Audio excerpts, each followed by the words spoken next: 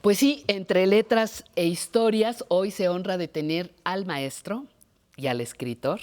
Jorge Alberto Gudiño Hernández es escritor, acaba de publicar su libro que se llama Historia de las Cosas Perdidas. Está casi te puedo decir que tibiecito, recién sacado del horno. Y es un libro que trata diferentes temas, pero vamos por partes. Jorge, muchísimas gracias por estar aquí. Gracias a ti. Encantada. Y cuéntame, por favor, ¿por qué el título? Historia de las Cosas Perdidas. Bueno, los protagonistas de la novela, Roger y trabajan en una empresa que se dedica a obtener información de la basura que tiramos. Se llama Vestigios. Ajá. Empresas que ya existen en el mundo. En México creo que todavía no, pero hay empresas que se dedican a escarbar en la basura para ver cuáles son los hábitos de consumo de las personas y luego vendérselos a a las empresas más grandes para ver qué hacen, ¿no? Y trabajan ahí. Entonces partía yo de esta idea de los desechos de la basura como desecho, como objeto que ya no queremos, y me funcionaba muy bien para entonces armarlo metafóricamente en relación a los personajes, ¿no? Entonces, cuando digo historia de las cosas perdidas, sí me refiero a todos estos desechos, a toda esta basura, pero me refiero a las amistades que dejaron de serlo, a las personas con las que ya no convivimos, a los trabajos que tuvimos en el pasado y ya no.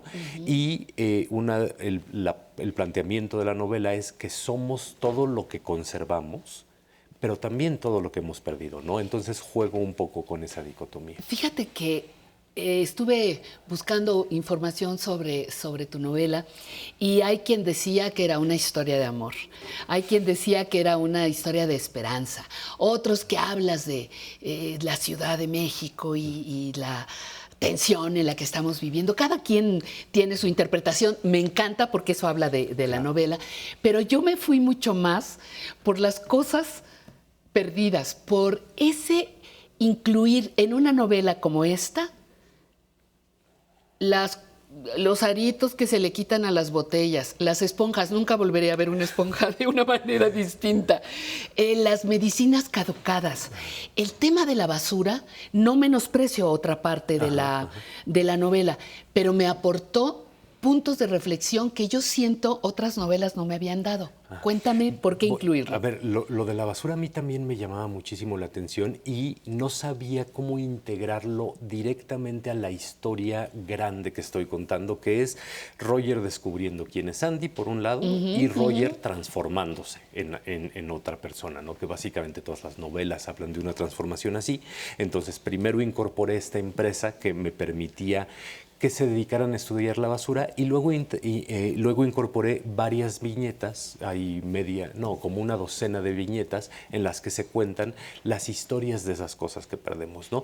Porque además había como varias posibles acercamientos a las cosas que perdemos. Hay cosas que perdemos y no nos damos cuenta, hay cosas que perdemos porque las desechamos, hay cosas que conservamos durante 55 años ahí, casi de manera... Y nunca las usamos, son cosas perdidas, ¿no? Entonces quería jugar mucho con esta idea de, sí, la basura es algo feo, es algo desagradable, pero también hay un montón de cosas que llegan a la basura, que le sirven a alguien más, y un montón de cosas que nosotros no usamos y que no le sirven a nadie. Entonces, jugar con lo que sí y lo que no era una de estas posibilidades. Y me gusta mucho que tu lectura se haya ido para allá, porque en efecto ahí ha habido lecturas como en diferentes caminos, que eso a mí, sí, sin lugar a dudas, me pone muy contento. De la basura, yo decía, simplemente vea un camión de la basura. Llevan clasificado ya a su manera desde que entregan la basura, desde que reciben la basura, recogen, sí. Ya está calificada de esto se va acá, esto se va acá, sí, esto se va acá. Sí, hay costales a un lado, costales, al otro, cartón, etcétera. Bueno, otro punto que me parece muy importante, no supe cómo armar la pregunta, pero te voy a explicar. Okay. De momento me pareció un libro que me hablaba del ser masculino, de cómo voy descubriendo la doble vida de mi personaje, de mi jefe, ¿no? Cómo voy hablando de mis esperanzas, de las que nunca hablo, pero aquí las pienso y me pones, ¿no? Sí, sí. El varón que tiene la esperanza de volver con una exmujer, aunque sí lo tiene, pero no lo dice tanto. El jefe que tenía amantes que hasta se conocían, etcétera. Entonces me parecía que era hablarnos, acercarnos a una parte del mundo masculino. Sí, Ay, estoy lo logré. Estoy de acuerdo en que una primera aproximación puede ser así, es decir, no sería complicado en un primer momento decir que la novela es ligeramente machista. Sin embargo, No machista. Me habla de eso, no. Me habla Sí. de ese otro ser masculino que a veces yo no entiendo. Claro. Pero que aquí como que me abres una ventana. Sí, no, pero por eso lo decía, porque en realidad en esos términos que no quería yo Usar. ponerlo, en realidad luego les va mal a todos los hombres en la Sí, novela, sí, ¿no? sí. Entonces, sí, una de esas intenciones era, ¿cómo están pensando estos personajes que además no necesariamente piensan de manera compatible a la mía, ¿no? Y eso siempre, Sí. a mí mis personajes a veces me caen medio mal y eso lo celebro mucho. Pero sobre todo cuando uno está metido en la mente del personaje todo el tiempo, pues finalmente tiene que decir cosas que normalmente los personajes no dicen o no externan, ¿no? Y eso probablemente tiene que ver con, pues no es raro ver que el personaje piensa en la mujer de esta forma o que hace esto en esta forma, aunque después no actúe en consecuencia o aunque sí lo haga y luego pues no le vaya necesariamente bien, ¿no? Entonces que te haya abierto esa puerta a mí me da mucho gusto. Claro, no sé, en verdad yo me comportaría muy diferente, sobre todo a ellos dos. Pero sí, no pienso que sea autobiográfica ni No. que sea tus diálogos, aunque muchos personajes hablan a través de justamente de Tino. Pero a mí lo que me gusta es que estos hombres con sus intentos, todo, también me muestras una parte de la soledad, de la necesidad de un cambio. Quizá ahí estás tú con un poquito de más propuesta. No es algo muy abierto, pero de momento dices, híjole. Y de Por aquí cierta se abre otra, ¿no? vulnerabilidad Ajá, exacto. desde sus perspectivas, ¿no? A veces esta imagen del hombre seguro o el hombre rudo, Ay, sí, me encantó. En No se realidad crea. están como completamente fragmentados en su intimidad, pero eso lo notamos cuando están solos, ¿no? Cuando están solos consigo mismos, que tienen que ver cómo resuelven su propia existencia más allá de cuando tienen que aparentar o cuando tienen que construirse otras vidas, ¿no? Estaba viendo que casi publicas un libro por año y medio, Salvo más o por menos. pandemia, ¿no? Bueno, que este fue también escrito. En pandemia, sí. 2021 sale, ¿no? No, salió 2022. sí, hace un par de meses. Ahí te tuviste que pertrechar para escribir. Pero yo te quería preguntar, eres maestro también, maestro universitario. Sí. ¿Cómo vives? Tú eres un escritor reconocido, muy leído, y por otro lado llegar a enseñarles a los alumnos y a que te cuestionen sobre tu trabajo.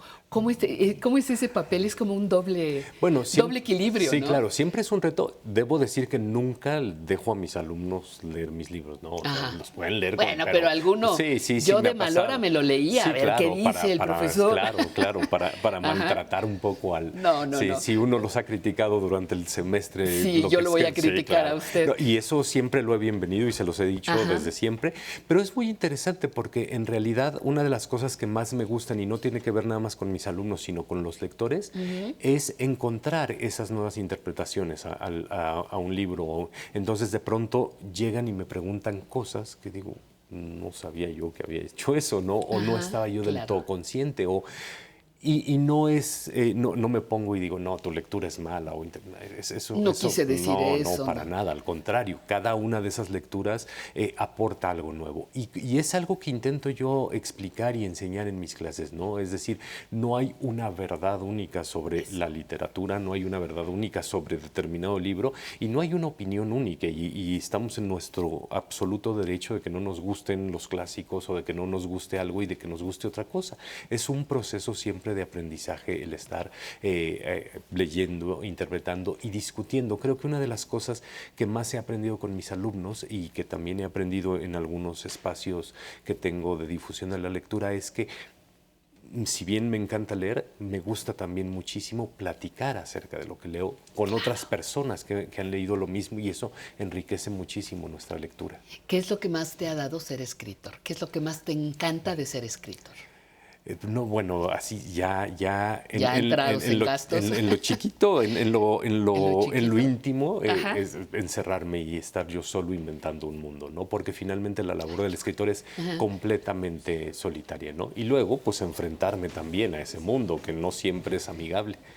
Ajá. Es- Es como, dijiste, en chiquito, así como en privado, poderme encerrar, que es a final de cuentas contigo mismo. Claro, ¿no? claro, claro. Y en el grande es que, Que a uno lo lean. A mí me pone nerviosísimo que me lean porque digo, híjole, y si no le gusta. Pero luego me pone muy contento que me digan lo bueno, lo malo, lo regular, lo que les gustó y lo que no les gustó. Claro. Finalmente esa parte me fascina porque me aporta muchísimas o cosas. lo que no sabes ni siquiera que dijiste. También, porque eso pasa, sí.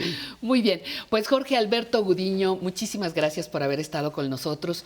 No la necesitas, pero la mejor de las suertes para tu libro, Historia de las Cosas Perdidas. No se le olvide, esta es una sección en la que le queremos invitar a leer. Lo que quiera, lea. Siempre le traemos o novedades o libros clásicos o temas que pueden ser de su interés, pero lea lo que a usted más le guste. Muchísimas gracias Mil por gracias estar a ti, aquí. Pati. Un placer.